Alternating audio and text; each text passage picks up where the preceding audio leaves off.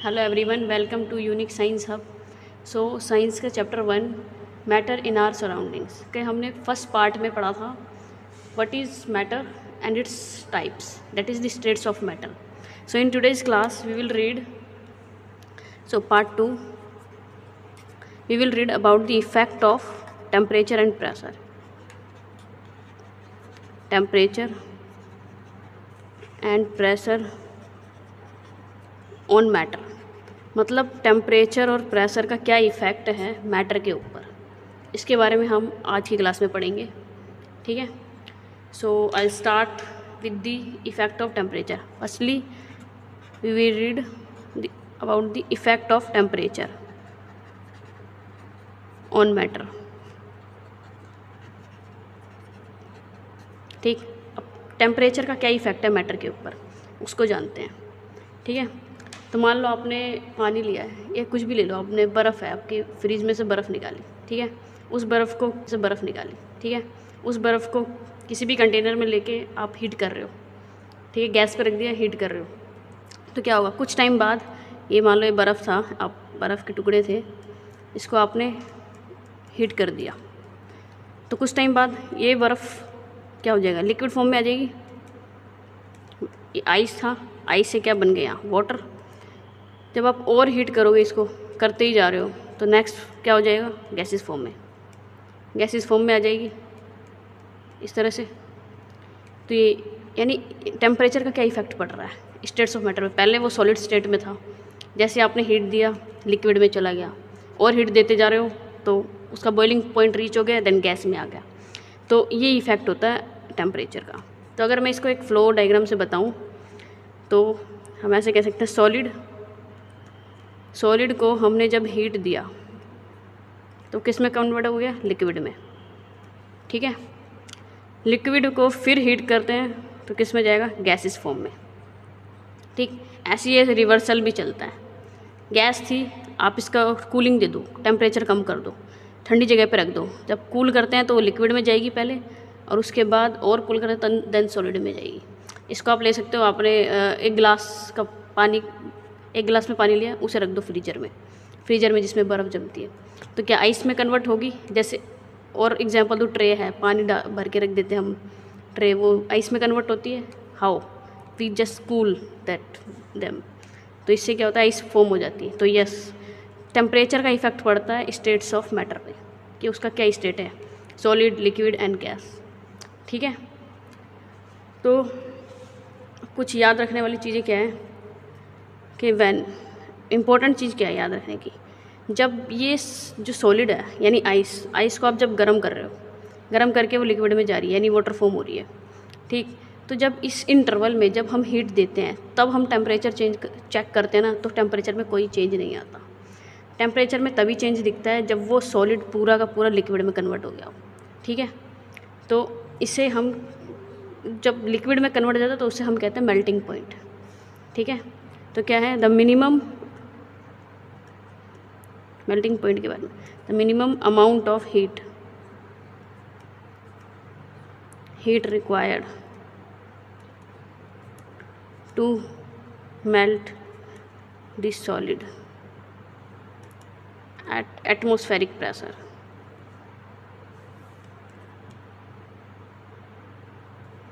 Is called melting point. So जितने भी minimum amount में हमने हीट प्रोवाइड करी है, ठीक है, एनर्जी कह लो चाहे हीट प्रोवाइड करी है जो, ठीक है, उसके मेल्ट होने तक, सॉलिड का लिक्विड में कन्वर्ट होने तक जो हमने हीट प्रोवाइड करी है या पॉइंट जो आया है उसे हम कहते हैं मेल्टिंग पॉइंट। ठीक है, the minimum amount of heat required to melt the solid into the liquid at atmospheric pressure is called melting point. ठीक है, तो वाटर का जो है, अगर मैं वाटर ही लूँ तो वाटर का जो मेल्टिंग पॉइंट होता है वो होता है हमारे पास 273.15 इतने केल्विन, जो कि बराबर होता है 0 डिग्री सेल्सियस के। ठीक है, ये फिक्स है वैल्यू, केल्विन हायर क्वांटिटी है। तो इतना केल्विन होता है, जिसको अगर हम सेल्सियस में ले तो वो 0 डिग्री सेल्सियस होता है। तो इसे ये याद रखना इंपॉर्टेंट है, ठीक है। तो इस मेल्टिंग पॉइंट कहते हैं। सिमिलरली अगर मैं बॉइलिंग पॉइंट की बात करूं, जब लिक्विड गैस में कन्वर्ट होगा, ठीक है, एटमॉस्फेरिक प्रेशर पे जब लिक्विड को हमने हीट किया और वो गैस में गया, तब उसका जो वो टेम्परेचर आता है उसे हम कहते हैं बॉइलिंग पॉइंट। सो बॉइलिंग पॉइंट को अगर मैं डिफाइन करूं, boiling point, so it is the minimum temperature required to convert liquid into gaseous या फिर वेपर फॉर्म एटमॉस्फेरिक प्रेशर। मतलब आपका जो है एटमॉस्फेरिक प्रेशर पे ही होना चाहिए सारा, ये नहीं कि आप प्रेशर ज़्यादा प्रोवाइड कर रहे हो तो नहीं। एटमॉस्फेरिक प्रेशर पे जो भी मिनिमम अमाउंट में टेम्परेचर दिया है, जिसने कन्वर्ट कर दिया लिक्विड को इनटू गैसेस, उसको हम कहते हैं बॉइलिंग पॉइंट। बॉइलिंग पॉइंट, ठीक है। तो वाटर के केस में जो बॉइलिंग पॉइंट है, बॉइलिंग पॉइंट वो आपको पता ही है क्या होता है, 100 डिग्री सेल्सियस। 0 डिग्री सेल्सियस इतना होता है, तो 100 डिग्री सेल्सियस कितना होगा, इसमें 100 ऐड हो जाएगा, इतने केल्विन। तो ये इंपॉर्टेंट है, ये वैल्यूज याद रखनी है, ठीक है। तो मैंने अभी थोड़ी देर पहले बताया था कि जब सॉलिड को लिक्विड में कन्वर्ट कर रहे हैं तो टेम्परेचर बीच में कभी चेंज नहीं होता, ठीक है। 0 डिग्री पे है, 0 पे ही रहेगा। जब ये सॉलिड पूरा कम्प्लीटली लिक्विड में चला जाएगा तभी उसका टेम्परेचर चेंज होता है। तो इसके बीच में जो भी एनर्जी हम प्रोवाइड कर रहे हैं वो कहाँ जा रही है, तो उसे हम कहते हैं लेटेंट हीट, जो कि उसके अंदर ही छुप जाती है, ठीक है। तो इसे हैशटैग के रूप में याद रख लो। Temperature of the solid doesn't change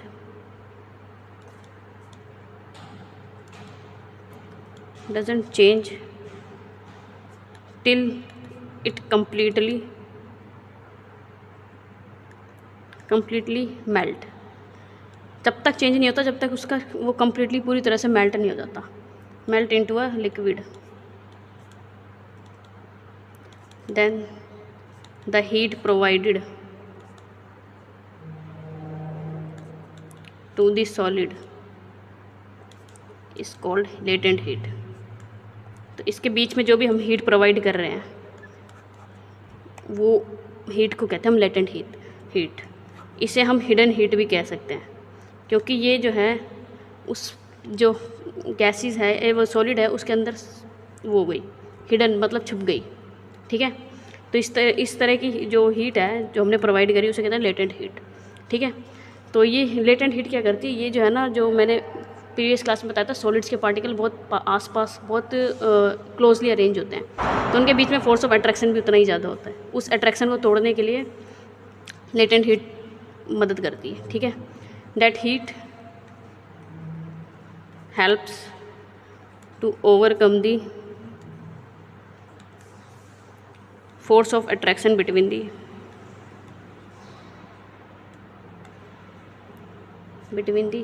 particles, ठीक है, between the particles of solid और लिक्विड, ठीक है। तो जो लेटेंट हीट है ना, ये उस फोर्स ऑफ अट्रैक्शन तोड़ने में मदद करती है, इसलिए टेम्परेचर में कोई चेंज नहीं आता जब तक वो पूरी तरह से लिक्विफाई नहीं हो जाता सॉलिड।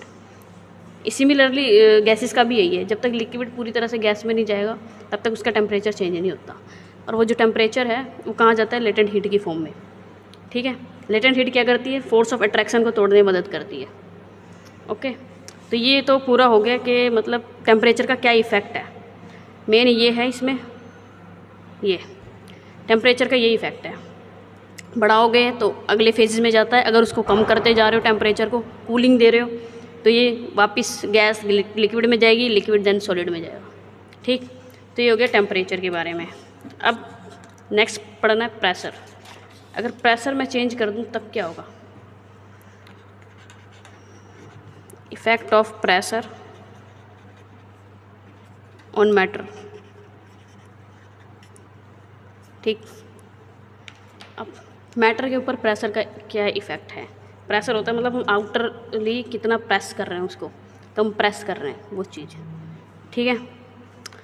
तो इसको समझने के लिए चलो मैं एक वो फ्लो डायग्राम बनाती हूँ।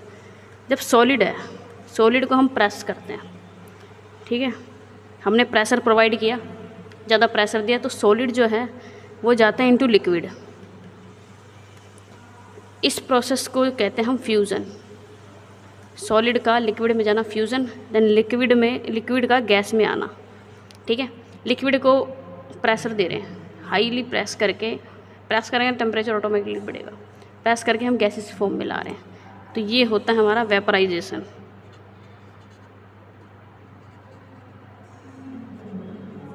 ठीक है, ये तो चलता ही है।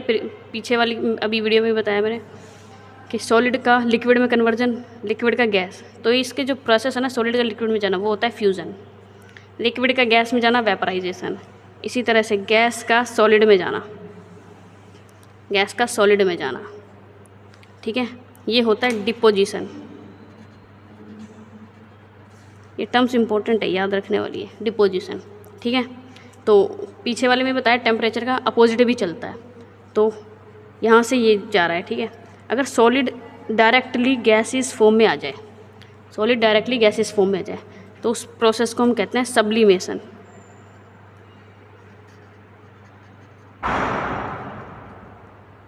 ठीक है, सॉलिड का डायरेक्टली आपने एक हीट प्रोवाइड दी और प्रेशर बढ़ाया, तो उसका अगर वो डायरेक्टली गैस में चली जाए तो वो प्रोसेस है सब्लिमेशन, ठीक है।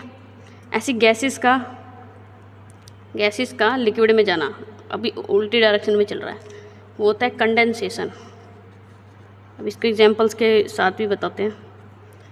गैसेस का लिक्विड में जाना कंडेंसेशन, इसी तरह लिक्विड का सॉलिड में जाना वो होता है सॉलिडिफिकेशन।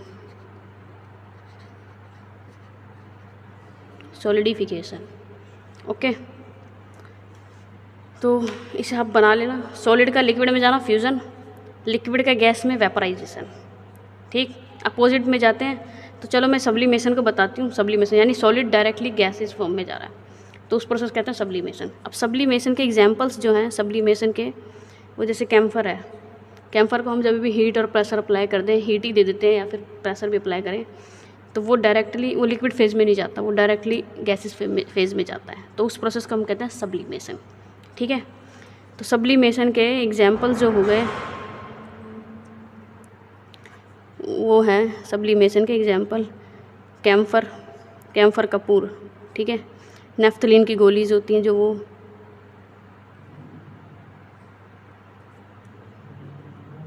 Tablets, okay. तो ये सारी सब्लिमेशन की एग्जांपल्स हैं। सिमिलर कंडेंसेशन, अब इसे आप एक एग्जांपल ये ले सकते हो, जैसे आपने दूध गर्म किया, दूध गर्म हो रहा है, गैस बंद करी, आपने कवर अप कर दिया उसे ऊपर से, तो उसके आप जब जो कवर है उसका यानी जो ढक्कन है उसके ऊपर अब थोड़ी देर बाद उसे हटा के देखना, उसके ऊपर वाटर की कुछ वेपर्स आ जाती है। वो क्या है, वो जो गैसेस फॉर्म में थी वो लिक्विड फॉर्म में आ गई by the process called condensation, ठीक है। तो टेम्परेचर रिड्यूस किया तब जाके वो कंडेंस होकर लिक्विड में आई, तो ये है ये, ठीक है। तो इफ़ेक्ट, अब प्रेशर का क्या इफ़ेक्ट है, प्रेशर का यही है, ज़्यादा टेम्परेचर बढ़ा रहे हो और प्रेशर भी बढ़ा रहे हो तो वो अगले फेज़ में जाता है। अगर प्रेशर कम कर रहे हो और टेम्परेचर कम कर रहे हो तो ये, तो ऐसे डायरेक्टली इफेक्ट होता है, ठीक है। जैसे टेम्परेचर का इफेक्ट होता है सिमिलरली प्रेशर का इफेक्ट होता है, ठीक। ये तो हो गए प्रेशर का इफेक्ट जिससे ये सारी चीज़ें होती हैं। नेक्स्ट टॉपिक करते हैं, ये है इवेपोरेशन।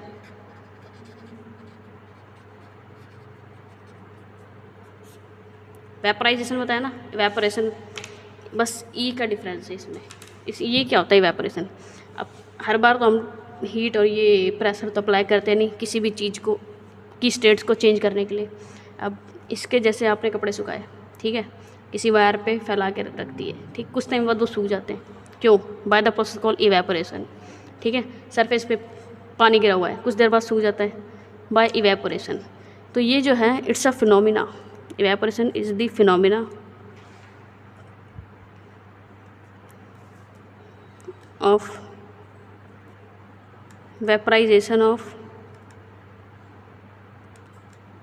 लिक्विड का वेपराइज होना, liquid to gas below its boiling point.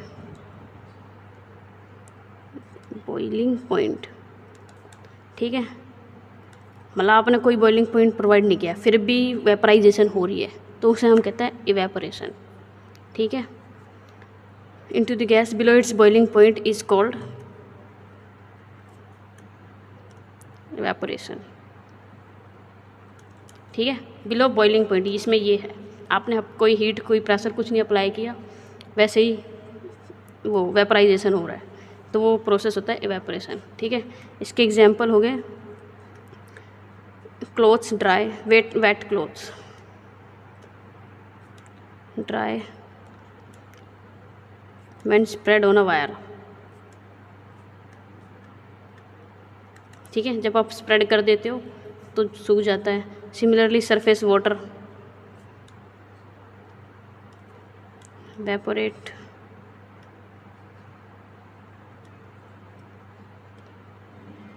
Automatically, अपने आप चला जाता है, तो ये वेपराइजेशन के हैं। ठीक है, तो वेपरेशन हो गया कि हमने कोई टेम्परेचर अप्लाई नहीं किया, उसको बॉइलिंग पॉइंट तक नहीं लाए, अपने आप ही वेपर बन रहा है, यानी गैसेस फॉर्म में जा रहा है लिक्विड, तो हो गया वेपराइजेशन। अब फैक्टर्स कौन कौन से हैं जो वेपराइजेशन को अफेक्ट करते हैं? Factors affecting vaporisation.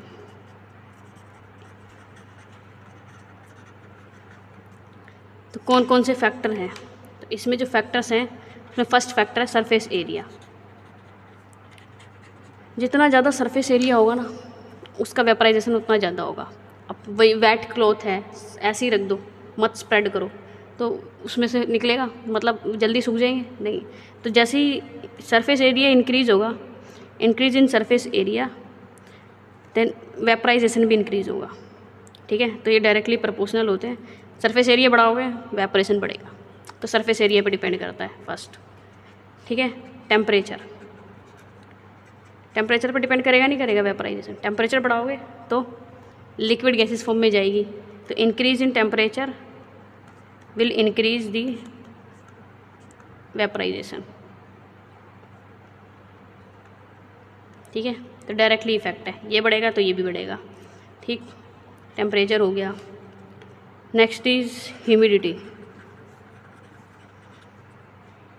ह्यूमिडिटी होती है एटमॉस्फेयर में, मतलब वो वेटनेस कितनी है एटमॉस्फेयर में, ये इनडायरेक्टली होता है।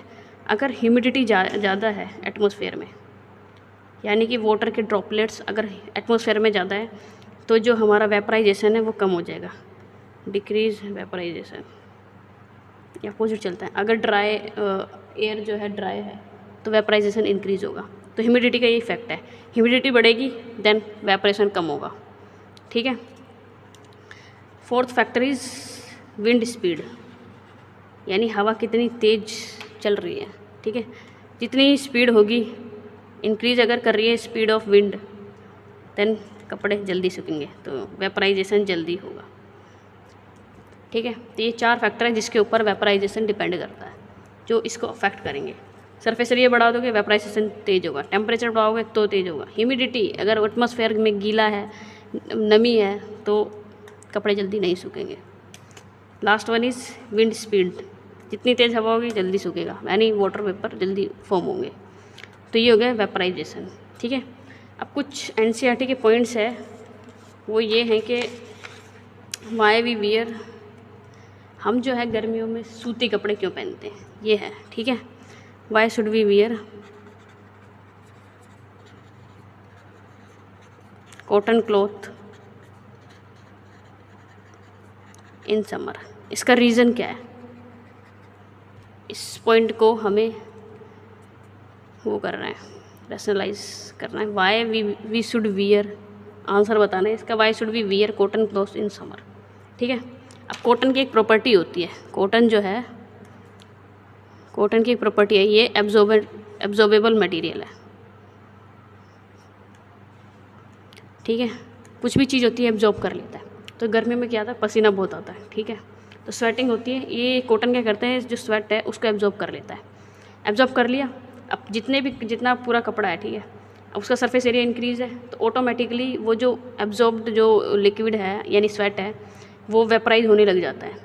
अब वेपराइज होगा, लिक्विड गैसेस में वेपराइज होगा, ठीक है, तो वो अपने सरफेस से जा रहा है, तो वहाँ पे कूलिंग होती है। तो इसलिए हम गर्मी में ये कपड़े पहनते हैं, कॉटन कपड़े, ठीक है, क्योंकि ये एब्जॉर्ब कर लेता है कॉटन। तो स्पीड, मान लो विंड की स्पीड आ गई, ठीक है, कुछ बाहर भी हॉटनेस है, आसपास गर्मी है, तो उससे क्या है, पानी वेपर, जो स्वेट है वो वेपर की फॉर्म में चला जाता है, इससे हमें ठंडक फील होती है। तो इसलिए हम सर्दियों में कॉटन के कपड़े पहनते हैं, ठीक है। तो ये एक्सप्लेन मैंने बता दिया। अब सेकंड पॉइंट्स जो एनसीईआरटी कहता है वाई डू, मतलब जो हमने मान लो ग्लास में ठंडा पानी रख दिया, थोड़ी देर बाद उसके बाहर वाटर के ड्रॉपलेट्स कहाँ से आ जाते हैं, वो why do water droplets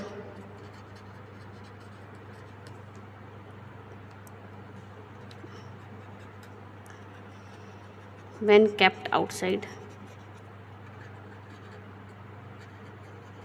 in a glass of cold water, ठीक है, ठंडे पानी के गिलास के बाहर आउटर सरफेस पे ये वाटर के ड्रॉपलेट्स क्यों आ जाते हैं, ठीक है। तो वो है, अब ठंडा गिलास का पानी रख दिया आपने, ठीक है, तो उसके आसपास सराउंडिंग में क्या है, हॉटनेस है, ठीक है, गर्मी है, बाहर की गर्मी उस ग्लास के ऊपर आ जाती है, अंदर का पानी वो कंडेंस हो जाता है, ठीक है, मतलब टेम्परेचर हम कम कर रहे हैं आसपास का। तो बाहर जो ह्यूमिडिटी है ना, वो ह्यूमिडिटी के ड्रॉपलेट्स होते हैं, वो आ जाते हैं ग्लास के सरफेस पे, और ठंडी चीज़ के आगे वो कंडेंस हो जाते हैं। तो by process of condensation gas is converted into liquid by condensation. तो in this way the water droplets form outside the glass at the surface of the glass, from that droplets comes from the environment, okay। तो वो जो droplets है, water droplets in the surrounding get condensed on the surface of glass, cold water glass, ठीक है। So in this way droplets formed outside the surface of the glass, ठीक है। So this is all about the chapter 1. It's completed, and for more videos, like and subscribe my channel. Thank you so much for watching. Thank you.